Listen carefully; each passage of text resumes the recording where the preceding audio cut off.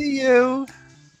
I love Jerry. I love Jerry. I love Jerry. Hey, I love Jerry. Hey. Do, do, do, do, do, do. Is this recording? Oh, you're recording. Yeah. Cut. I should have put on a jacket and tie.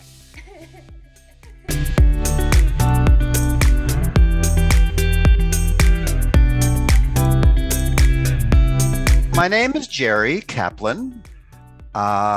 Jerome, if you want to be formal, but Jerry is my preference. And I have been a speech and language therapist or pathologist, SLP, for a long time, something like 50 years.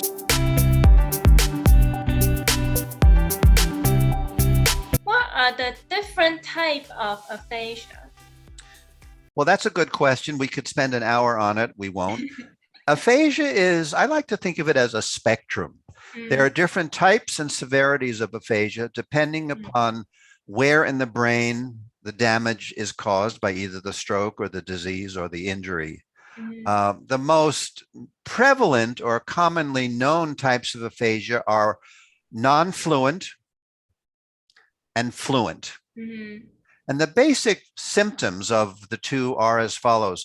A non-fluent aphasia, typically, and there are always exceptions, is when a person, and I'm going to sort of imitate it, struggles to find the right word. They know what they want to say, but the available words in the brain are not accessible to them because the pathways from knowing it and saying it have been damaged by the stroke. Just like me. Yeah. But at the same time, these folks with this non-fluent type of aphasia typically have very good input, comprehension, because that's a different part of the brain that is typically not damaged when you have a non-fluent type of aphasia in a certain part of the brain. Now, as I said, there are always exceptions to it depending upon where the damage is and how the brain is assigned roles when we grow up and develop. Fluent aphasia is more like what the word fluent means. The words flow out. The person can speak. There's no struggle or effort to get the words out. But often what they are saying doesn't have a lot of information. For example, they might say, well, you know, I was doing the thing the other day, and because of the thing, that's why it didn't happen. And you're like, what? They think they're saying, well, I was walking the dog and I ran into my friend and we talked for a half hour.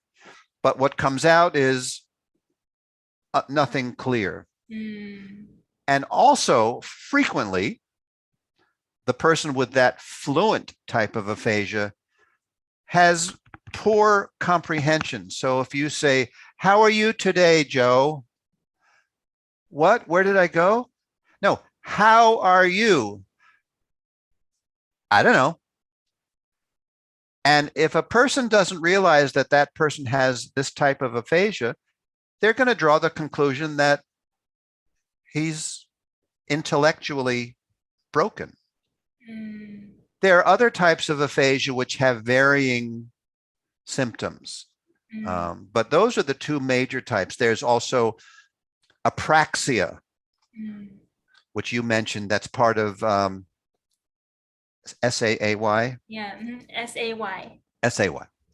And apraxia is, I don't know if you want me to go into these details, but apraxia is sort of separate from the language part, which is the aphasia. Apraxia is a muscle movement problem where we have all these millions, maybe not millions, but lots and lots of muscles in our tongue, in our lips, in our gums, in our jaw. And every time we talk, there are thousands of little movements, even just to say kitty tongue,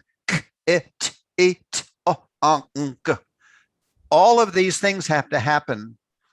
Just like me. Yeah. And when there is apraxia due to the damage to that part of the brain that controls the coordination of muscle movements, these sequences are disrupted. So the person, if they want to say, telephone,